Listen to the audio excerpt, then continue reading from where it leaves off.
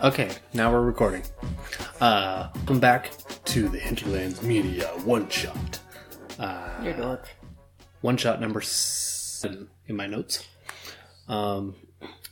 Today we're talking about Nephilim. We left our last episode on a little teaser. Last episode was kind of odd. What was it about? A related topic? Oh, well, we were talking about that guy who teaches Korean who for some reason has a theory that bug-like aliens are trying to make hybrids. Right, but what was the whole last podcast about? It wasn't about the Nephilim. I don't remember. It was related to the Nephilim. I can't believe I can't remember this. Maybe it's in these notes. It's been a while. We're busy. I can't honestly remember. It was in a different notebook. I just remember that the end of it was about the Nephilim. We were about to move into it, and then we got interrupted. Yeah, we got interrupted, but it was 20 minutes, so whatever. I am blown away by how I don't remember what that podcast was about. It's right on the tip of my brain. Mm-hmm. And it's a similar subject. Anyway, we did some reading. We took some notes. There was this article that stemmed this whole thing on. There was another article for the other podcast, and that's what it led into this. Mm-hmm. Anyway, this article came out just recently, and we're going to pull it up here. We're going to read you a little tidbit from it. And it's on my cell phone instead of my laptop. It's behind the computer. And if you hear snorking, that is the infant. The infant is snorking. It's quite common. Okay, this article is about that their Oxford professor. I think he's a bonehead. But, this is what we have. This is what we are, where we are right now. So, when I first read the title, I was like, ooh, this is interesting. Somebody who believes in alien hybrids, because alien hybrids is interesting. But then the longer I read the article, I realized this guy's just a lefty who wants to push the agenda and has... the aliens are trying to save us from destroying our own planet. Yes, this is the common thread of rhetoric. Humans are evil and destructive to the planet and also completely incapable of helping themselves. Therefore, aliens. Yes. Or therefore some extra-dimensional being. Or therefore, any number of dumb things except for what Christianity thinks is God or Jesus, ultimately. Why you would choose interdimensional beings over Jesus, I don't know. There seems to be more evidence, so far as I can tell, for Jesus than extra-dimensional beings. Although, Jesus kind of fits the extra-dimensional being bill, if you want to go into those weeds. Anyway. Let's stay out of the weeds. Yeah, let's stay out of those weeds. It says, Oxford professor believes alien-human hybrid species will save Earth. And I was like, oh, that's interesting. Maybe he's talking about Nephilim, which we'll get into in a minute. It says, a spacey professor at the austere British institution claims bug-like aliens walk among us, and says they're having very close encounters with humans, interbreeding to create a new hybrid species that could one day save Earth from climate change and other disasters. So this guy's scared of climate change, that I don't believe is man-made. It's happening, but it's not man-made. And he thinks that aliens that we can't see, even though they live right next to us because we don't have the organs to see them, are interbreeding with humans to produce a perfect man-alien hybrid in order to save us from ourselves. This guy's an idiot. But the... Well, we already touched on this article last week. Did we? Yeah. So, okay, well, I won't get into it too deep then. So anyway, this leads into what I do believe are hybrids. Right? So, if you read the Bible, you get to a specific passage very quickly in the very beginning of the Bible in Genesis. And if anybody listening to this has been in the conspiracy alternative mindset of history, looking into the hidden, weird, esoteric stuff of the world, then they've heard about the Nephilim. Why you give me that look? Because you kind of got on and on and on there with your...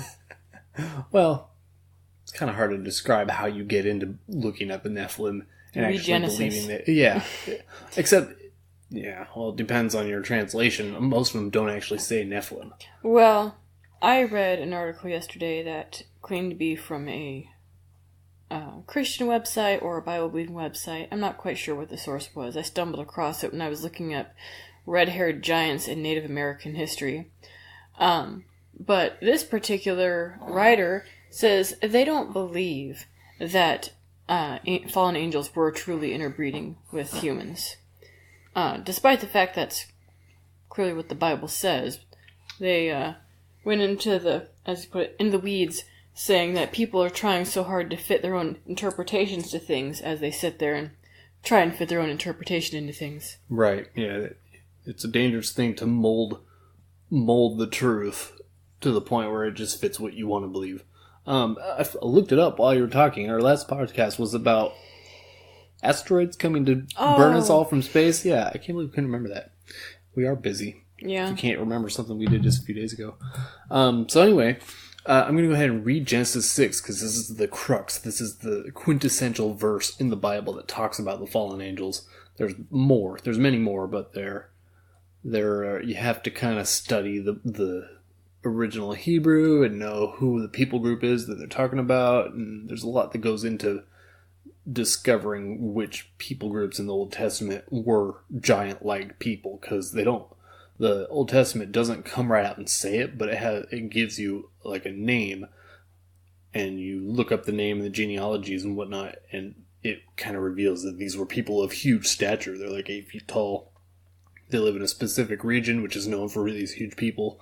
So anyway, Genesis 6:1 says, "When mankind began to multiply on the earth and daughters were born to them, the sons of God saw that the daughters of mankind were beautiful, and they took any they chose as wives for themselves. And the Lord said, My spirit will not remain with mankind forever, because they are corrupt. Their days will be 120 years. The Nephilim were on the earth both in those days and afterward, when the sons of God came to the daughters of mankind, who bore children to them. They were the powerful men of old, the famous men." And that's from the Christian Standard Bible, which is one of my preferred translations, versions, I guess they call them. And it actually mentions the Nephilim a lot. I don't think the New International or the King James or the New King James actually say the word Nephilim. I'm not sure what word they use there, but this one's translated a little differently. Well, the article I was reading was trying to make the point that the sons of God are actually human men, not the angels, because way later on in the New Testament, apparently someone refers to mankind as the Son of God. Or maybe in the New Jesus. Testament. Yeah. But that's much later. And the next verse, Genesis 6:4, seems to make it clear that's not what it's saying. Right, and also, if you look at the Hebrew, I believe, these verses mention Elohim, right? So Elohim was kind of I believe, I'm not really well studying this, but Elohim was a kind of a general term to designate heavenly hosts, like they're beings from the heavenly realm. Mm-hmm. So Elohim would be a term used for the archangels and the angels and God himself and the Holy Spirit and all these different things that come from the heavenly realm. They would put the word Elohim on them, and that's why it says the sons of God came to the daughters of earth. That word God there is Beni Elohim, which is the God Most High, the one God, right? But Elohim could be considered a god. So there's some confusion here as to who these people were, but I'm pretty sure the original word there is Elohim, the sons of Elohim. So these are the direct, progeny of God himself, like a heavenly host type of person. And that's one of the bases for why the Nephilim are like a crossbreed between a heavenly being and a human. Or somehow they're compatible, at least the male of them, if there even is female. I don't know of any female angels. We were talking about this. I don't know if female angels even exist in the Bible. No, they're all cranky. They're all cranky men. Yeah. We were laughing about that yesterday and how just all the interactions that Gabriel has with people are usually humorous. Yes. Yeah, he likes to talk it to him, I think, pretty often. You get the feeling that he assumes that humans, are kind of idiots. Well, not to be disrespectful here, but yeah. it just, that's how it comes across, and I find it funny. Yeah. So anyway, this is the first and primary verse in the Bible that talks about them, that everybody points to. As a Christian, you're kind of obligated to believe what this says, and well, to be fair, there's plenty of people who claim the title of Christian nowadays who don't even believe in the Old Testament, the miracles of the New Testament. Yeah.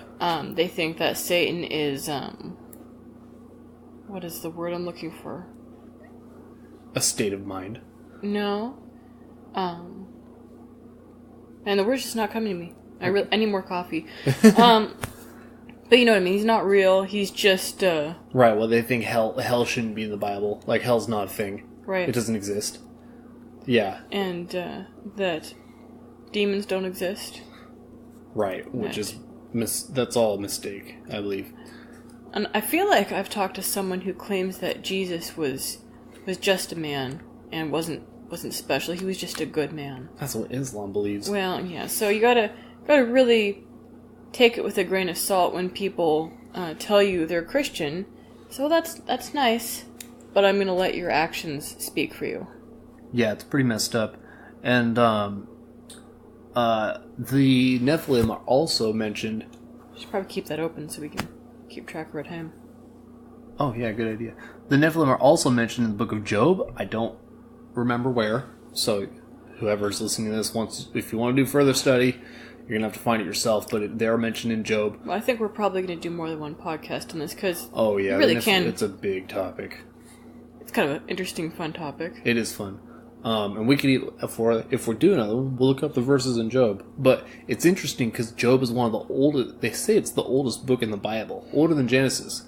Because Genesis is kind of a oral tradition book, but Job is kind of, it's almost of like a first person account. It's an account of this guy, but it was written before Genesis. It was written long before, but it's written about this dude. They say it's antediluvian even, and that's one of the reasons it has things like Leviathan and Behemoth. I believe those are dinosaurs. They're mentioned in the Bible because they were around. They were roaming across the landscape in Job's time. They saw them, and it got told down the generations. Anyway, so the Nephilim were in the land during Job's time because it was before the flood, right? The flood was there to wipe the Nephilim out. That's kind of the purpose, because men were corrupt and evil, and they had... Well, that wasn't the idea of one article I was reading last night that said that Nephilim were not the reason for the flood. I can't remember what reason they suggested, but given that right after the flood things started over again, because after the flood you have the Canaanites. Right, that's true. You can easily say anybody who says the Nephilim stopped existing after the flood is foolish, because what about Canaan? What about the giants in Canaan? What about Goliath? Dude was 9 feet tall or whatever. This is evidence of the Nephilim procreating and existing after the flood. And if you want to get into fringe science, you can always come across articles nowadays that suggest they've found random alien or hybrid human strains in human DNA. Yeah, probably I've never read anything. Have you heard any specific about that? No, I just come across articles every now and then. Yeah, they're always talking about this weird mystery DNA or code that they find in the human genome. So, anyway, this guy, to carry it back, this guy who's talking about hybrids doesn't know what he's talking about. If he did, he wouldn't say they were bug-like creatures. he'd say they were fallen angels or demon-like creatures, which they're different, but they're similar as well. This guy could easily have seen demons if he's been experimenting, with psychotics or whatever. And it's true, he could have been on heavy hallucinogenic drugs when he came up with this theory. He's not saying that because he's an Oxford professor and he's got to maintain his... Yeah. Or I truly believe that some people just open themselves up to spiritual influence when they're looking for something, but they don't want to find God. It's true. If you're in search for something spiritual in your life, and you search real far and wide, but you're adamantly against Jesus and God, as we know him, because God is kind of an ambiguous term, but the God that we know, then you're going to find some spiritual things out there. And they're not going to be good because they won't be Jesus or God. And I think Satan and anything that isn't God loves to present themselves as all manner of different things just to convince you that they're the true thing, so that you never think about Jesus again. And you and I both know people who say they've actually seen demons. Yeah, there's some real scary stories out there. We won't get into those weeds, but... No. It's true. You hear the stories, and they are freaky. So my thought is that maybe if this guy really thinks he's... Well, why would he suggest that they're bug-like interdimensional beings? I mean, I do believe that probably, not to try and slap a scientific sticker on faith, because I don't think that goes, but one can assume that the spiritual realm is right next to us, and we just can't see it or touch it. Yeah, exactly. I think you're onto something there. That guy, I think he hit upon part of the truth when he said that, because if you believe physics and the math, there are many dimensions. They say there's 10 or 11 dimensions. That's how many. It's kind of accepted that there's 10. I think there's 10 dimensions. I think there's 11 if you count 0. I don't know where you've heard this, so... It's really well accepted in theoretical physics. Not that I'm a theoretical physicist, but you read about these things a lot, at least I do. And if there's 10 dimensions, that means there's many that we can't experience, we can't see. It's quite possible intelligent life, as it were, lives in these dimensions. They're right next to us all the time. We can't see them because they're in another dimension. Just like the story of Flatland. You know the story of Flatland? I forget it. So Flatland is like a 2D land, and it's used to illustrate dimensions. It's used to conceptualize dimensions, so if you live in Flatland, all you see is a flat plane, and if somebody in the third dimension puts their finger down there, all you see is a circle. Mm-hmm. When they touch the dimension, and then if they touch through the dimension, all you see is a widening circle, and that's it. You have no idea that's a finger. Weird. So, too, another dimension for us, we wouldn't even know how to recognize it if we did see it. So anyway, those are the weeds. That's right. So anyway, a couple of notes. L.A. Marzulli has done extensive research into Nephilim and giants specifically, because there's a lot of evidence around for giants. There's concrete evidence, and a lot of his basis for what he does is based in mostly credible newspaper sources from like the turn of the century in the States. In like the 1920s and earlier, there's all these newspaper articles you can find in archives in the county library. You have to read the microfilm on the little microfilm machine and look at the newspapers, but there's these reports of giant skeletons being found.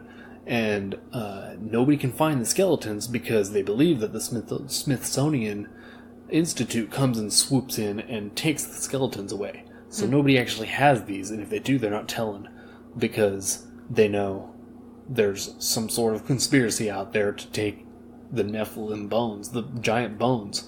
So there's even a couple of photographs of these giants, and L.A. Marzulli believes that these are Nephilim, modern-day Nephilim. Modern-ish, the 30s and earlier. But who's to say they don't exist now? out in the wild. There's even that crazy story from Afghanistan soldiers. Remember that? Mm-hmm. Where there's this crazy giant red-haired Nephilim type giant dude who attacked these U.S. soldiers in Afghanistan. Ended up killing 3 of them. Like, one survived. I don't know. It was a crazy story, but it's got some credence because the guy has never backed down. He's never reneged on his story. I thought that last I heard that story was all about how a couple of guys have been sworn to secrecy and never released their names, etc., etc. Oh, yeah, you're right. They never did. Although people have tried. There's only a first name. That's what it was. There's a first name released. And people have tried to do the research. Oh, well, I looked at the military records for Afghanistan between such a year and such a year, and there's only one guy by that name, and he wasn't anywhere near that region that they claim to be in, and blah, blah, blah. It's the military. Like, if something weird happened, they just go in and change the record. Of course they will. Well, I think the military just lets all their secrets lay out there. You know, if there's something weird, they'll just change it. It's not hard. Yeah, well. It'd be easy. You could take that line of dialogue and just turn it into a whole other thing. But then there's the, if you want to go with, stories rather than written history, you've got the Native Americans who have their stories about red-haired cannibalistic giants. Yeah, the Native Americans have a whole bunch of them, and there's lots of archaeological spots around the U.S. that contain the evidence of an ancient race of giant people. Before Columbus and before even the Vikings got here, there was an ancient race of giant people who lived in what we now know as the United States, maybe even Canada, and probably Central America as well. They call them the Nephilim Mounds. Actually, that's not what they're really called. That's not what normal people call them, but that's an accepted term for them because, they found giant bones there, and then they disappeared because of the Smithsonian. Yeah, well, correct me if I'm wrong, but someone we listened to a few years back was talking about actually visiting one of these places and talking about just how eerie it feels. Yeah, people get some really strange vibes off of them. I think vibes are a strange area to look at because you can't really quantify the way someone feels, and it might just be a psychological thing because they're expecting to feel a certain way, but I think I've heard of people who just thought it was a mound, like a burial mound. Oh, you need a burial mound. They go over there and start feeling some weird creepiness going on. Well, my sister, she and her husband went out to a place near where we live, in our state, close to where we live, in our town, not far to get to, and apparently, I think she said that native shamans or some native priest or something are buried out there, like multiple ones, and she said that it felt so creepy. Huh. And that they decided not to camp out there for the night. If she hears this podcast, she'll probably correct me. Yeah, we should go out there someday. I think I know where it is. Yeah, right. I have no intention of going somewhere that I have heard will make you feel really ill. Yeah, I'm not a fan of intentionally putting myself in those situations. No. But that says something because in the past I feel like my sister's been somewhat skeptical of that sort of stuff. I think she's open-minded towards it. Again, she's probably going to correct me if she listens to this. But that was it made an impression on me that she said that she felt really off going out there. Huh. I think negative spiritual energy definitely, and positive spiritual energy, they both leave an imprint on the walls, as it were. For instance, I don't have any creepy stories, but one time I house sat at my pastor's house in my old town that I lived in, and I couldn't help thinking about God and reading the Bible and praying while I was there. You were in your pastor's house. It's true, but it was I was compelled to. It's not because it was my pastor. I might have even had video games and whatnot that I brought with me because I was staying the night there or whatever. But it was wild. I normally don't feel that compulsion. I do it, but I'm not really compelled. And it It was weird. It was like I was guided to do it.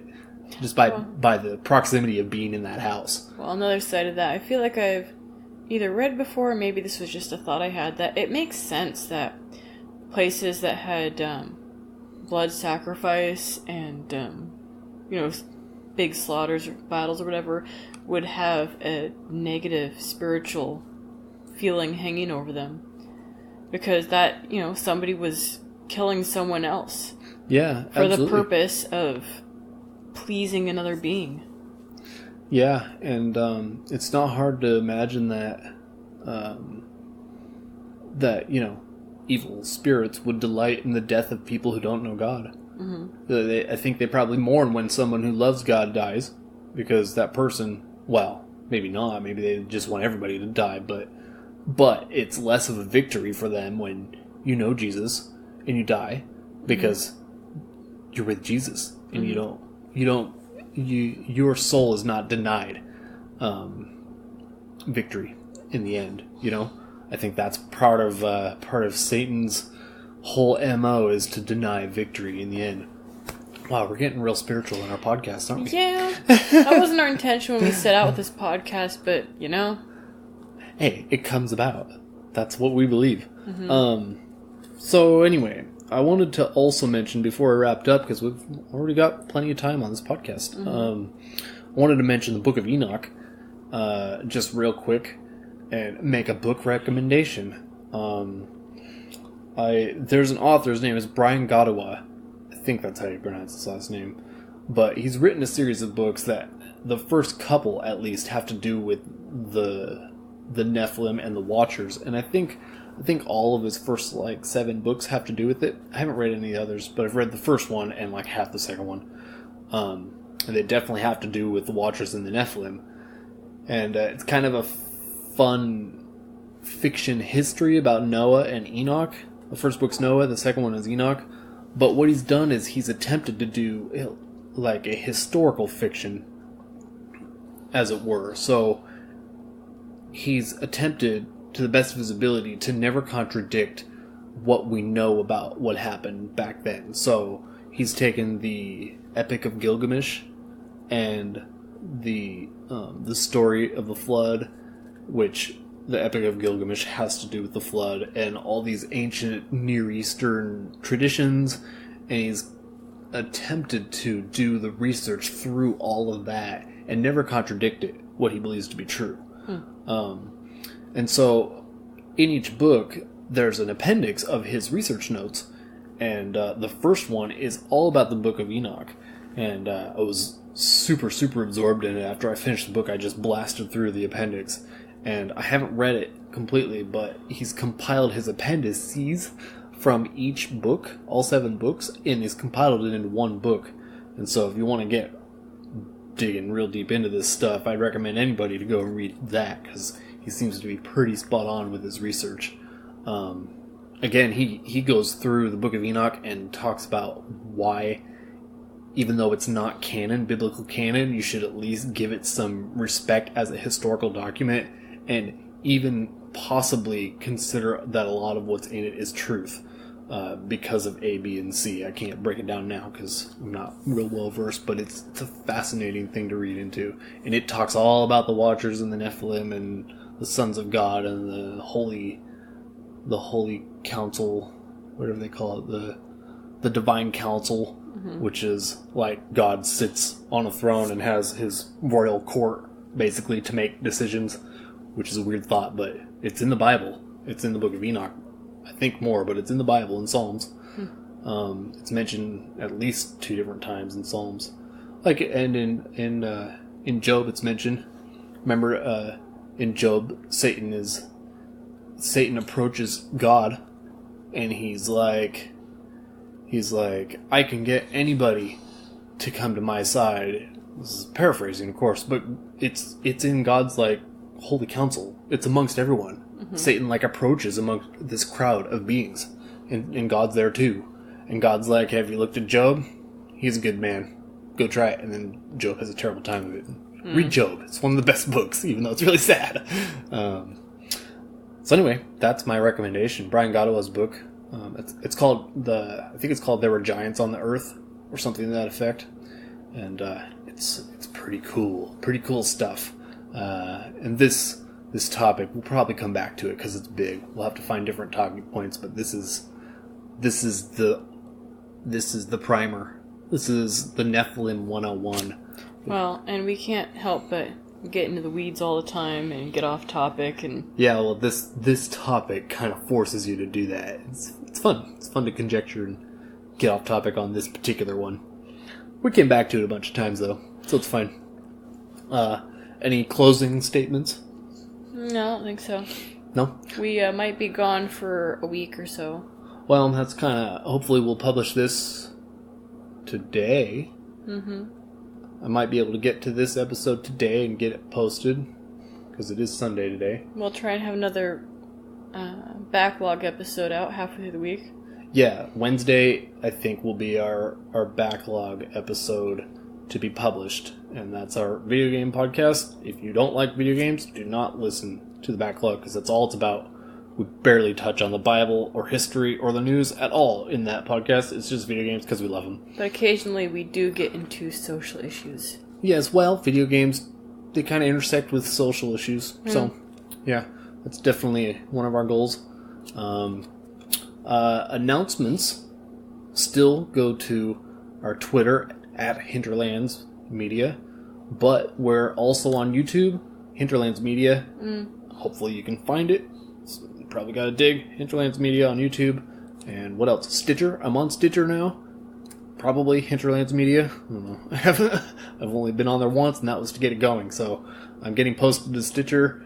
And the website is www.hinterlandsmedia.com. The email is thehinterlandsmedia@gmail.com. Email us. Got something to say? Isn't our Twitter Hinterlands feed? Yes, at symbol Hinterlands feed. Yeah. If you look up Hinterlands Media on there, you get someone else other than me. Yeah. It's sad. Okay, I think that's the episode. Hope you guys enjoy it. Thanks. Bye. Bye.